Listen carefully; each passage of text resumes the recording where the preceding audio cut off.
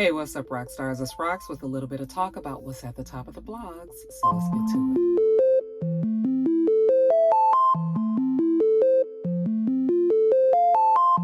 All right, you guys, I got a lot to talk about today, so definitely two parts. I'm sorry if that annoys some of you, but two parts it is. First story up, I'm sure you guys already know.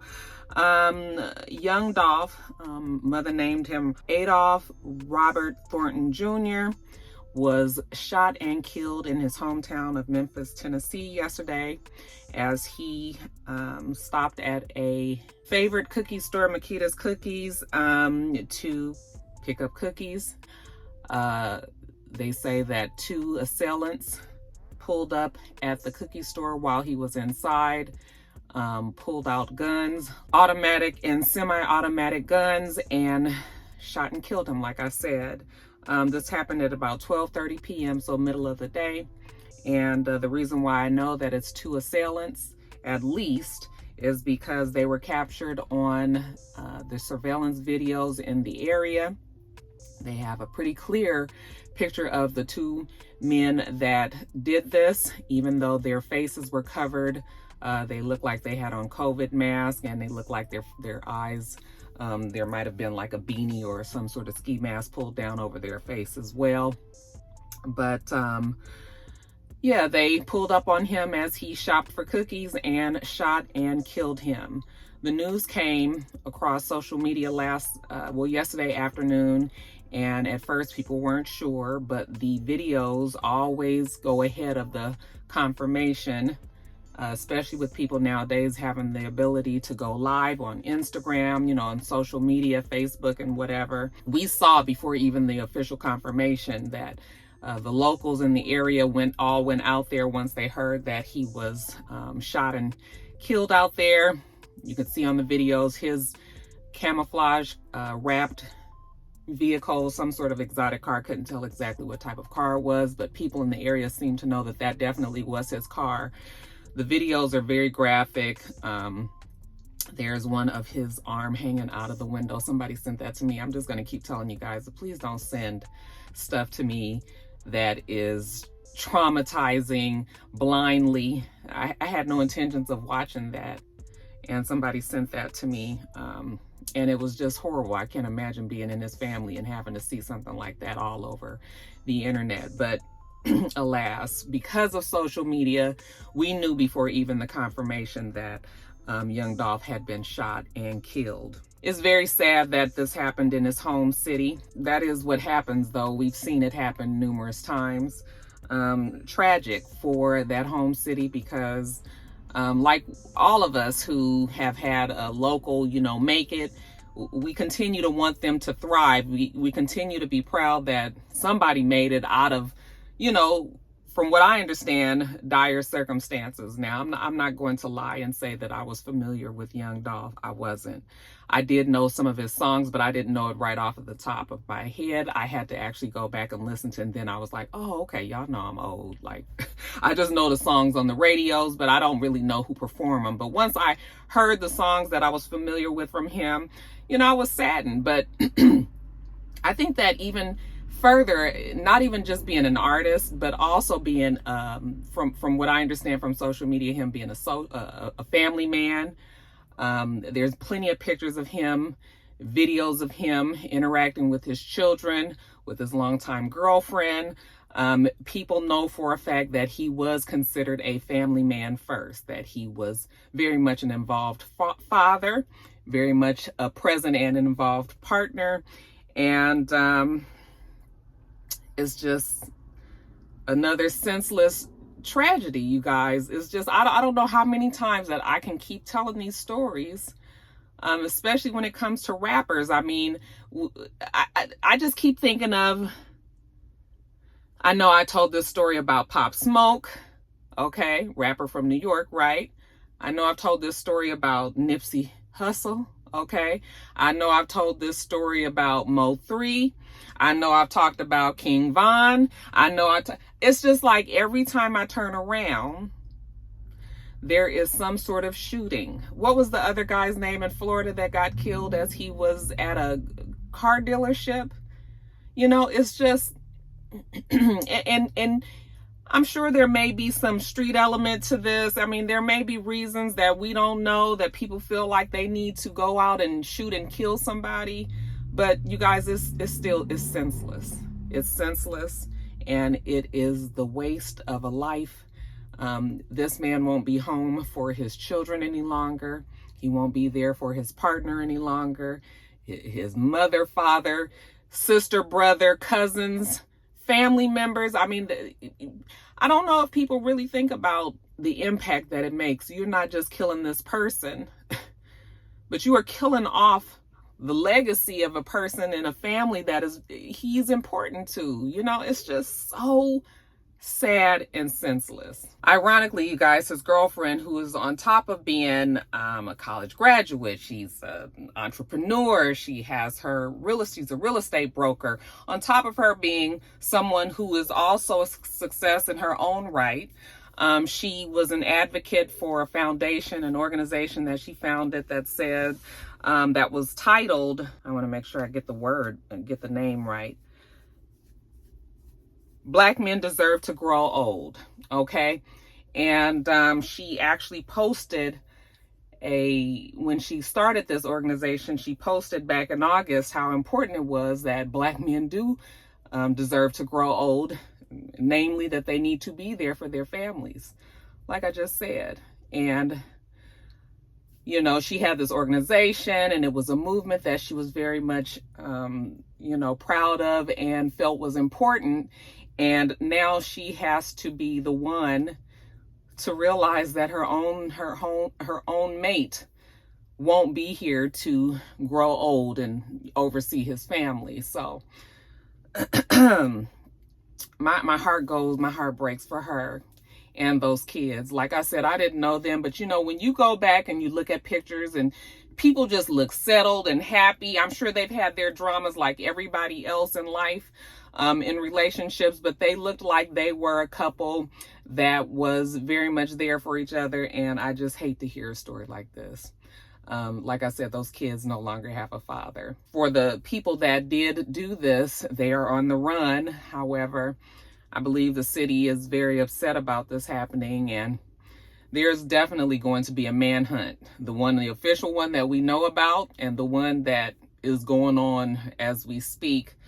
And they'll find the people that did this, but again, at what cost? I mean, this man had to lose his life for something. It just makes no sense, you guys. Makes no sense. Prayers up for his family, like I said, all of his family, from the immediate to the extended, and that really talks about all of Memphis, Tennessee, because he seemed to be very important to that city, that state. He was important to hip-hop music.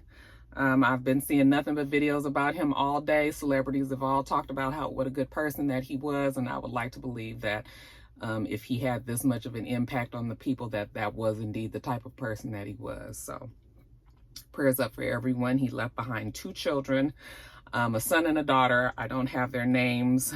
His girlfriend, Mia J., and many other family, friends, and fans. Okay, rest in peace to YoungDolph.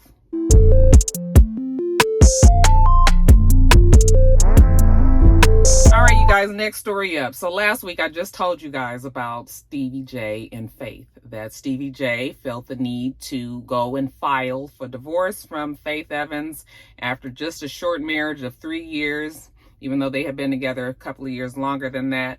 That he was calling it quits, okay? Not too many people were surprised, and we just figured that this divorce would proceed as usual. Well, I mean, I posted that video on Friday. On Saturday, Mr. was like, I just read that Faith and Stevie J was getting a divorce, and here I am seeing a video of the 2 of them on the beach, okay? And sure enough, here they are frolicking on the beach, doing cartwheels on the shoreline and all of this, looking very much happy, looking very much like a couple. And at that moment, I was just like, child, who knows what exactly is going on with Faith and Stevie J. Relationships go through it all the time. I ain't really got time to be trying to figure out Stevie J and Faith shit, right?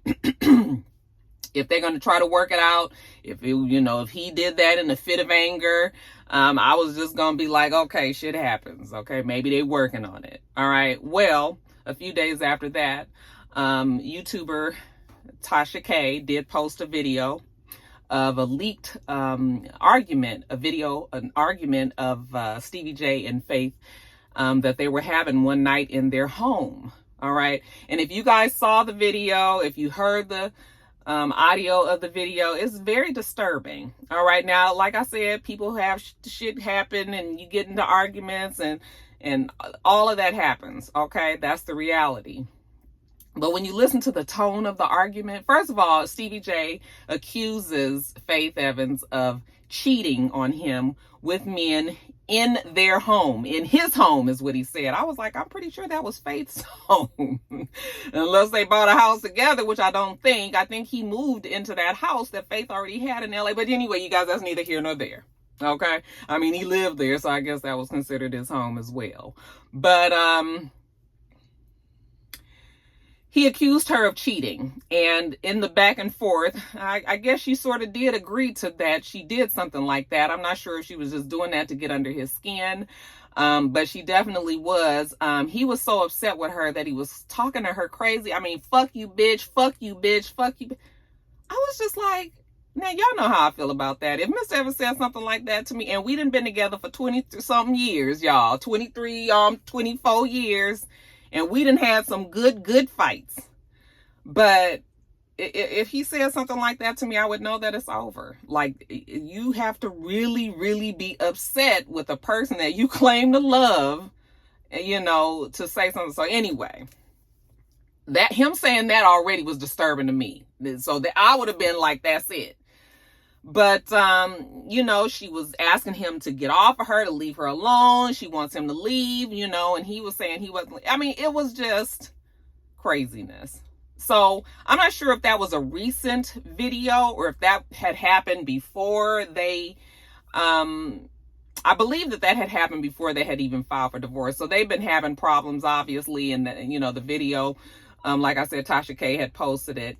And now we've gotten a peek into what's going on behind closed doors in Stevie J and Faith's relationship. All I know is, don't nobody, listen, at our age, bitch, I keep telling y'all, all we need is some peace in our life. If we gonna be with a nigga that's gonna bring more stress into our life, then guess what? We don't need it. We don't need it. Now, I'm not saying that these two should be breaking up. I'm not trying to tell people whether they should leave a marriage or not. But I'm telling you, that second stage of your life, bitch, you just want some peace. It might be boring. It might be quiet. But you know what? It's something about being able to sleep peacefully at night. You know, you don't need to always be worried about some man or some woman and the shit that they might be doing to you behind your back. You know, so that's my prayer for everybody. That they get to a point where they just feel that there is some semblance of peace in their life. Okay. So yeah, I have a feeling that we're going to hear more and more about Stevie J and Faith. It's going to be good and bad. Okay. Making it back to each other just to break up, to make up, to break up and all of that. But it's clear that there's some issues there. So I hope that they both, you know, come out of that better for it. That's really all I got to say about it. But yeah, you guys, y'all saw that video? It wasn't good.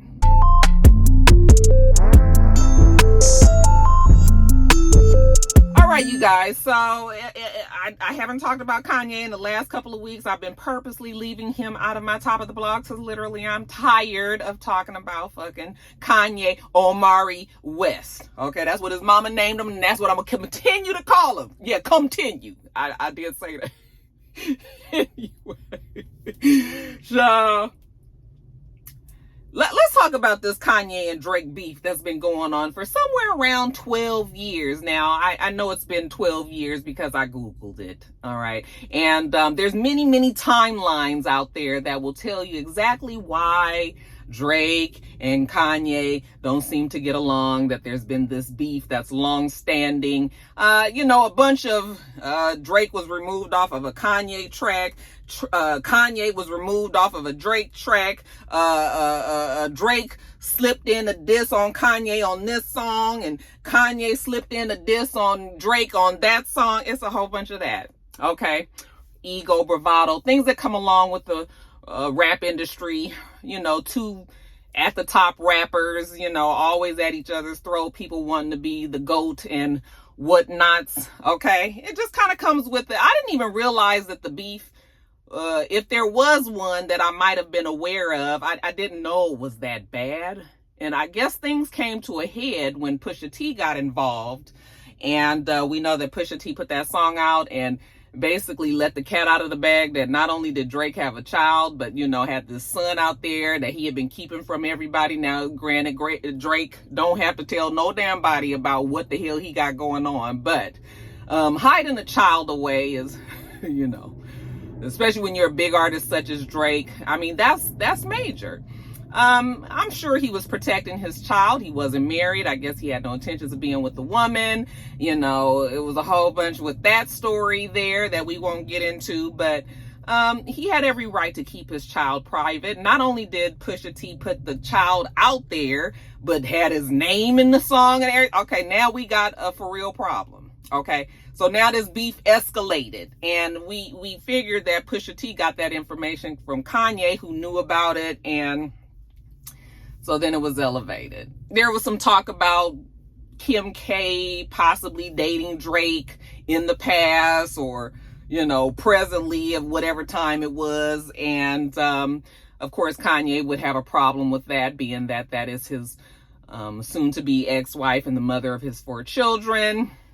Again, very much a bunch of ego and bravado mixed in with it. Yeah, it's just a bad mix. Okay.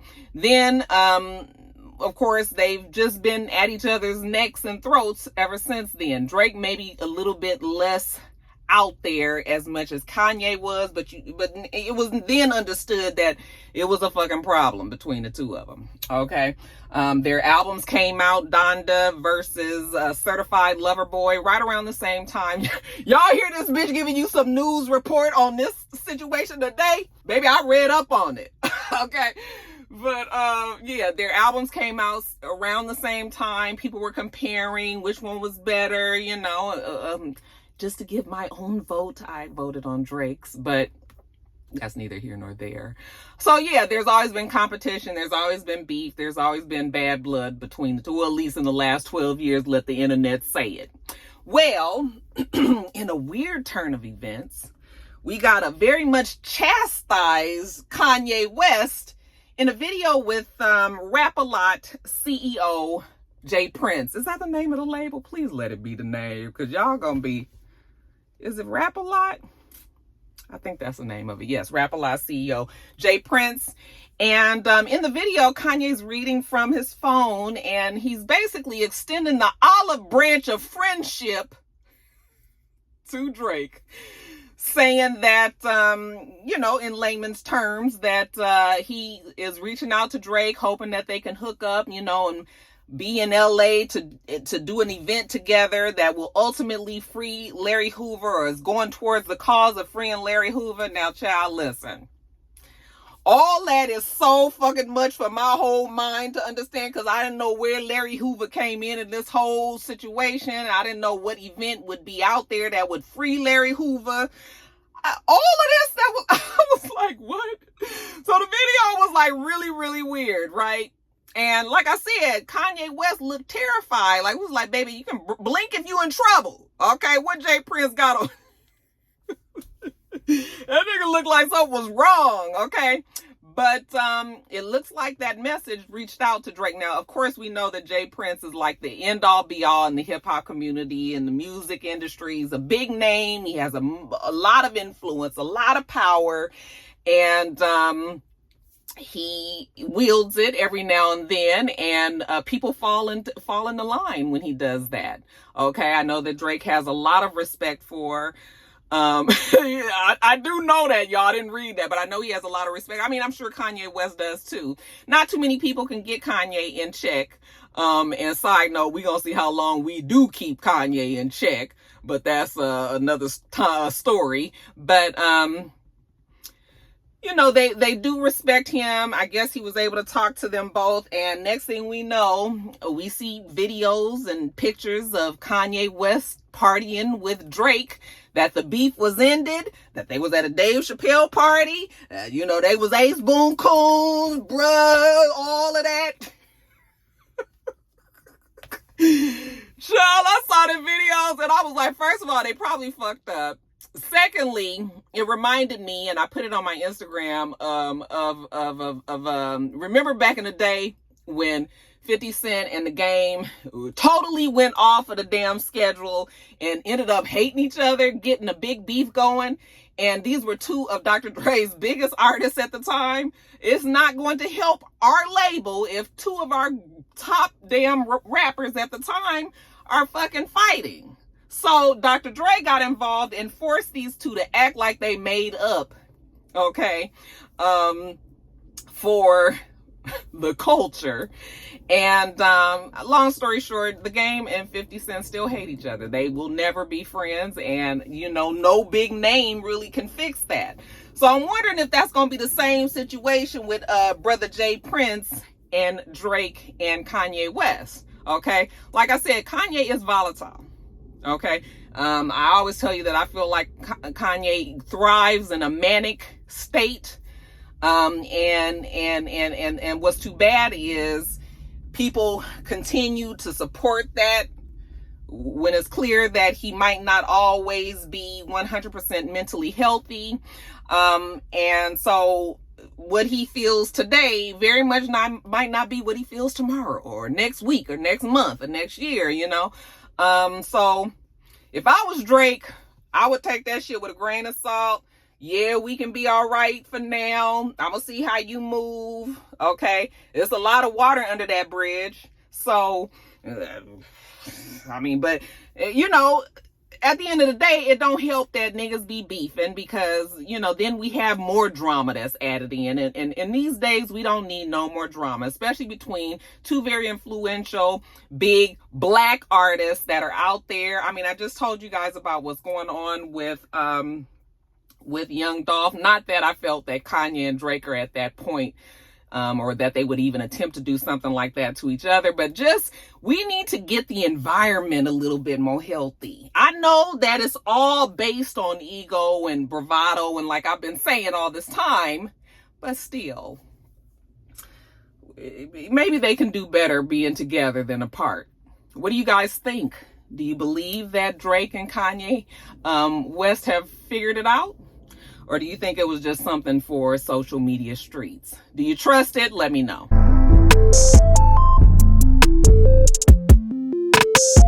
All right, you guys, next story. Congratulations are in order to your girl, Shaunie O'Neal. Okay, now I saw a while back that she was dating a pastor named Keon Henderson. I don't know who he is, but he is a well-known pastor on social media. People were very happy that these two had made it to each other, namely Pastor Keon, who said that she was just a person that makes him better. Okay. Yeah, they've been together probably the last 2 years or so. I'm sorry, y'all. Make sure that the wig is right.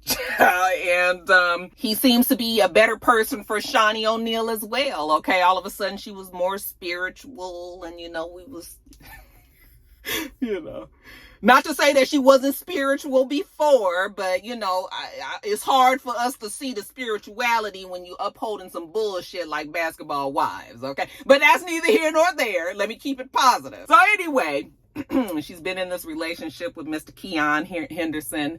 It seems that he had whisked her off to some Caribbean island, or just some tropical destination.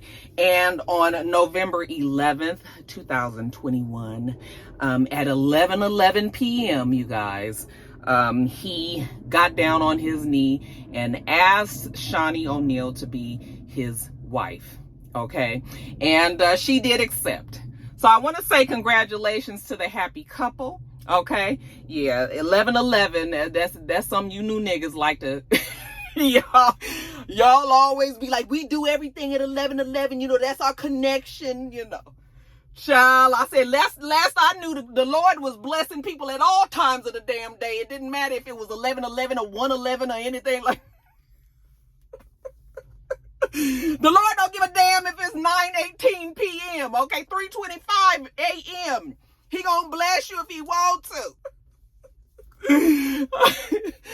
Okay. Let me just be. I'm just playing. All right, for my new age rock stars out there, I'm just kidding. I'm just teasing. I understand the whole thing about the 11:11, and that's when the gates is open, and all of that. And if there's a time when you and your mate can connect, even if you guys are miles and miles apart, if you guys have determined a time or, a certain thing that brings you guys together, I'm all for it. Rocky love, okay?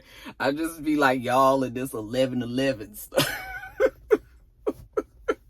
You got a wellness dome at the house too. I was just scrolling through Instagram and they had a damn ad for a wellness dome. I said, now what the hell is a wellness dome exactly? That shit look like a humidifier to me. Okay, but it's a wellness dome. Woo, y'all be killing me. Okay, all right. I'm old school, y'all. Y'all know. I'm just playing. Let me get back serious. So anyway, Shawnee O'Neal and Pastor Keon, they said that 11:11 is a point of connection for them, and they try to speak to each other or pray together every single day at that time, just to continue the bond between the two of them. And hey, if you guys like it, I love it, really, I do. He gave her a 4 1/4 carat beautiful diamond wedding ring, from what I understand. People magazine was there to capture the pictures, and Shawnee said that she was honored to do forever with him. Okay, so let's give a shout out to Shawnee and Pastor Keon, okay, as they continue their lives together forever and forever. Congratulations to the happy couple.